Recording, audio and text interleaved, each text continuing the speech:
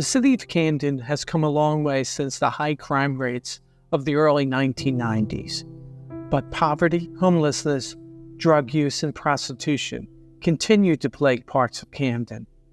That is exactly the reason why Bill and Brenda felt called to start Seeds of Hope Ministries along Broadway in South Camden. The Ministry of South Jersey Aftercare, which is just one part of Seeds of Hope, comes alongside men as they come out of prison. We disciple them, we mentor them, we help them get ID, we help them find employment, we get them plugged into a local church where they can grow in their walk with the Lord. All of those things together is really what we do. We love those guys. So many people have made mistakes that have ended them up in prison, and they just need a second chance. And I ended up at one of the houses belonging to Seeds of Hope to stay at for up to, I believe it was 18 months, which was a real answer to prayer, excellent opportunity to regroup, get redefined and everything. And the ministry of My Father's Hands, which is also a part of Seeds of Hope, reaches out to people on the street here in Camden, whether they're homeless, they've come down here in search of drugs and get themselves trapped down here, or otherwise. We just meet people where they are.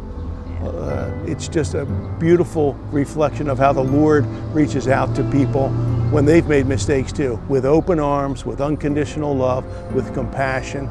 That's just what we try to do through Saturday morning breakfast, where we can help people get something in their stomachs, and then we're hoping that eventually they will want to get out of here, and then we have connections to various Christian rehabs around the country where we can send people at no cost if they're ready to make a break and get out of Dodge, as we call it. The ministry of She Has a Name is actually the third ministry that was birthed, and we were seeing just all these young women out on Broadway.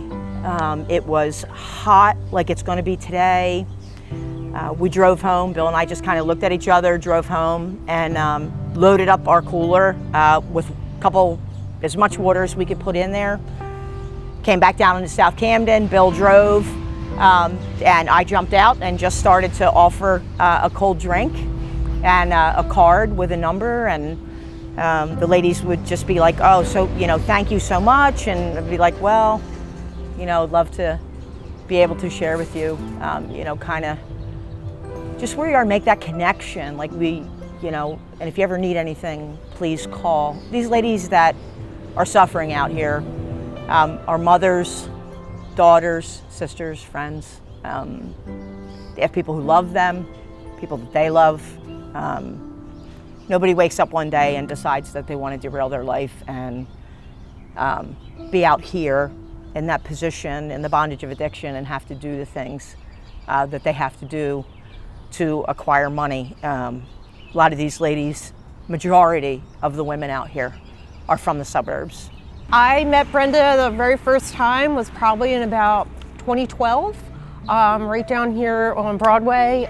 She was giving out pizza, and a bunch of girls said, "Come over to this lady, she's giving out pizza, and she's really sweet." And I went up to her, and I got a piece of pizza. She asked to pray for me, and I was in a rush because I was doing my thing, and I was like, "You can pray I get some money." And she was super sweet and just held my hands and prayed for me, and it obviously wasn't for money, but she prayed for my safety and stuff. What's our end game? Really, if we had one, is that someone would really be able to find the hope that they need, that they would really be able to find that there really is a way out for me, like that I don't have to stay here. And we understand, that sometimes someone will make progress and then they'll stumble and fall. People are walking around with broken hearts, right? And so that part, a pill's not going to fix. I'm not saying that, we're not. There's a lot in that. But a person's heart, at their very core, their soul, is where they really need care and where they're most broken. I mean, she's just been there by my side. I've been off these streets in September. It'll be 7 years. They've come up and visit me while I was in New York. They would send me cards all the time. They would do super sweet stuff. Bill, first thing he did was put a phone in my hand. He said, everybody has to have a phone. So he supply the basic phone and plan.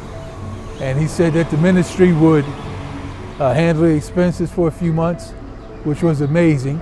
And we've seen so many beautiful, transformational changes that have happened over the years. And in any battle, as you would know, and you know, in our world, what's going on in our world today, there's been a lot of loss as well.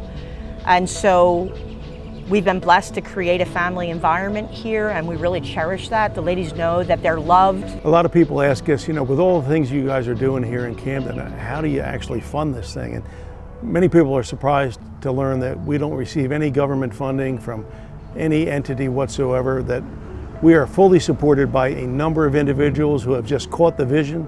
A number of churches in the area support us, not just with financial contributions, but with help and with prayers.